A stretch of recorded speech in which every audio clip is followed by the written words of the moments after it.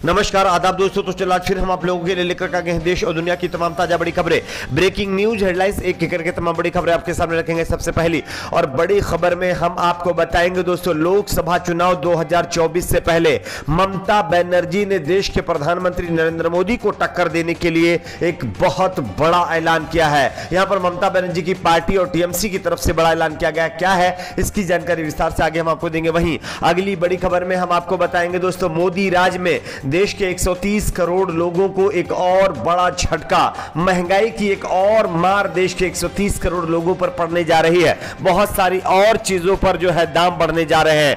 क्या है इसके रेट के बारे में विस्तार से जानकारी देंगे। वहीं अगली बड़ी खबर में हम आपको बताएंगे दोस्तों, जम्मू कश्मीर में आर्टिकल 370 हटाने के बाद देश के गृह मंत्री अमित शाह का एक और बड़ा ऐलान, जिसको लेकर के पूरे देश में चर्चा शुरू हो गई है।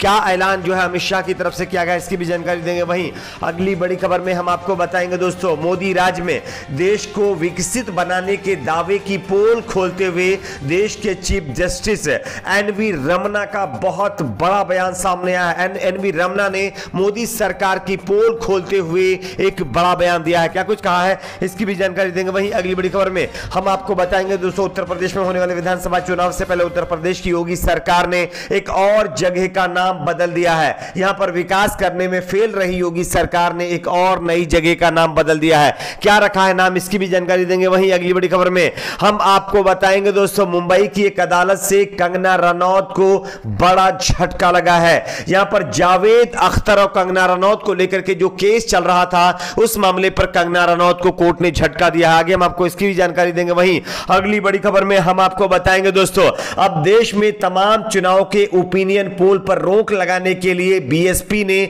चुनाव आयोग को एक लेटर लिख करके बड़ी मांग कर दी है। क्या है इसकी भी जानकारी देंगे। वहीं अगली बड़ी खबर में हम आपको बताएंगे दोस्तों, शाहरुख खान के बेटे को जिस तरह से एनसीबी लगातार जो है शिकंजा कसती जा रही है, उस मामले पर अब एनसीबी प्रमुख के फेवर में बीजेपी के नेता आ गए हैं, उनके समर्थन में उतर गए हैं। किस तरह से, इस पर भी जानकारी देंगे। उससे पहले छोटी सी रिक्वेस्ट करेंगे दोस्तों, वीडियो को लाइक करके ज्यादा से ज्यादा शेयर करिए, चैनल को सब्सक्राइब जरूर कर लीजिए। बात करते हैं पहली और बड़ी खबर की।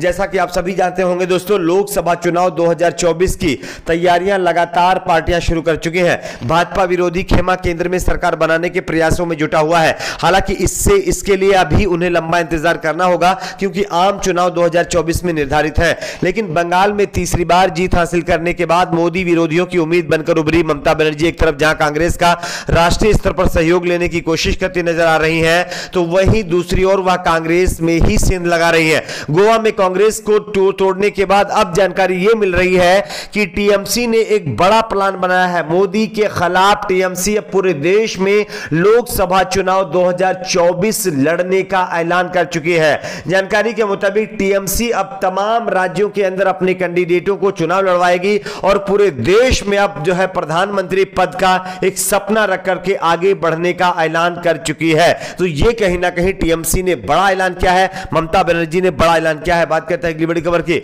अगली बड़ी खबर आ रही दोस्तों, मोदी सरकार में एक और देश के 130 करोड़ लोगों को बड़ा झटका।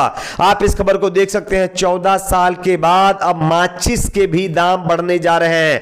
1 दिसंबर से लागू होंगी नई कीमतें। जो माचिस आपको यानी फ्लेम आपको 1 रुपए की मिलती थी, उसके दाम बढ़ा करके सीधे 2 रुपए कर दिए गए हैं। नई कीमतें 1 दिसंबर से आपको लागू होने के बाद मिल पाएंगी। जो माचिस आप 1 रुपए में खरीदते थे, वो 2 रुपए में अब आपको मिलेगी। खैर अच्छे दिन है, एंजॉय करते रहिए। बात करते हैं अगली बड़ी खबर की। अगली बड़ी खबर आ रही है दोस्तों, जम्मू कश्मीर में आर्टिकल 370 हटाने के बाद मोदी सरकार की तरफ से देश के गृह मंत्री अमित शाह का बहुत बड़ा बयान। आप इस खबर को देख सकते हैं। केंद्रीय गृह मंत्री अमित शाह ने शनिवार को कहा है कि 5 अगस्त 2019 का दिन स्वर्ण अक्षरों में लिखा जाएगा। उन्होंने यह भी कहा कि प्रदेश में चुनाव कराने ही है। शाह ने कहा कि कश्मीर में युवाओं को मौका मिले, इसलिए अच्छा परिसीमन भी होगा। डिलिमिटेशन के बाद चुनाव भी होगा और जम्मू कश्मीर को फिर से राज्य का दर्जा भी वापस दिया जाएगा।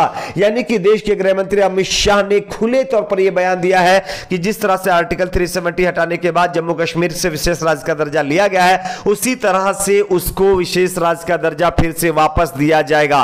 साथ ही साथ उन्होंने यह भी बताया कि जो लोग शांति भंग करना चाहते हैं, उनके खिलाफ सख्त से सख्त एक्शन हम लेंगे और ले रहे हैं, ये कहते हुए अमित शाह ने कश्मीर में बड़ा बयान दिया है। बात करते हैं अगली बड़ी खबर की। अगली बड़ी खबर है दोस्तों, एक बार फिर से मोदी सरकार की पोल सुप्रीम कोर्ट ने खोलकर रख दी है। लगातार अपने यानी कि कामकाज में और अपने शासन में मोदी सरकार जिस तरह से देश में विकास करने का दावा करती है, उसकी पोल देश के चीफ जस्टिस एनवी रमना ने खोल दी है। आप इस खबर को देख सकते हैं। भारत के चीफ जस्टिस एनवी रमना ने कानून मंत्री के सामने यानी कि देश के कानून मंत्री के सामने जुडिशरी इंफ्रास्ट्रक्चर की कमी का मुद्दा उठाया है। उनका कहना है कि जुडिशरी में इंफ्रास्ट्रक्चर की कमी है। केंद्रीय मंत्री किरण रिजिजू के सामने उन्होंने देश के न्यायिक बुनियादी ढांचे के बारे में चिंता जताई है। सीजीआई ने यह बातें बॉम्बे हाईकोर्ट की औरंगाबाद बेंच के नए एनेक्स भवन के उद्घाटन समारोह में बोलते हुए कहा है। उन्होंने कहा है कि इंफ्रास्ट्रक्चर की कमी को उन्होंने दर्शाते हुए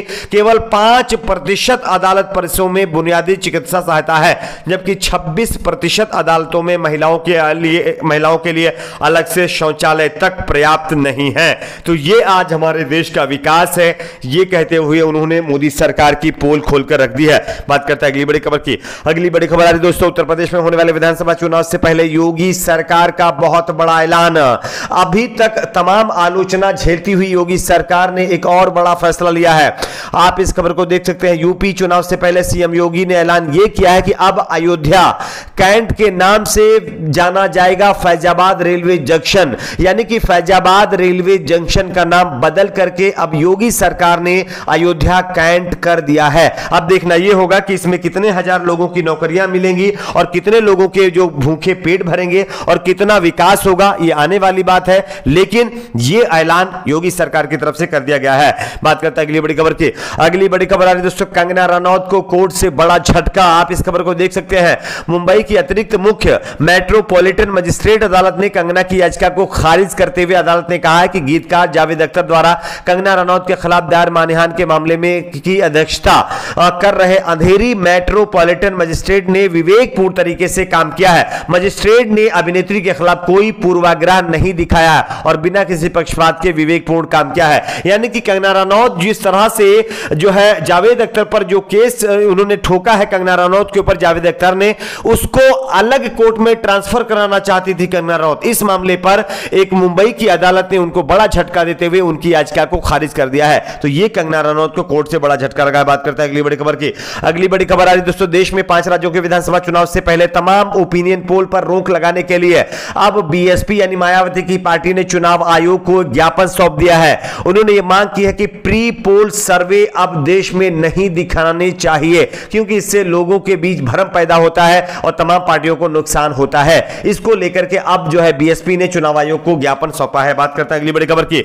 अगली बड़ी खबर आ रही दोस्तों, शाहरुख खान के बेटे आर्यन खान को जिस तरह से लगातार एनसीबी पकड़ में रखी हुई है और जिस तरह से उनके ऊपर शिकंजा कसती जा रही है, इस मामले पर अब एनसीबी प्रमुख के समर्थन में बीजेपी के नेता उतर आए हैं। जिस तरह एनसीपी के नेता लगातार एनसीबी के ऊपर आरोप लगा रहे हैं कि एनसीबी पक्षपूर्ण काम कर रही है, पक्षपात कर रही है, इस मामले पर अब जो है एनसीबी प्रमुख के समर्थन में बीजेपी के नेता उतर गए हैं। आपकी अपनी इस पर क्या राय नीचे कमेंट बॉक्स में जरूर बताइए। वीडियो को लाइक शेयर चैनल सब्सक्राइब जरूर करें।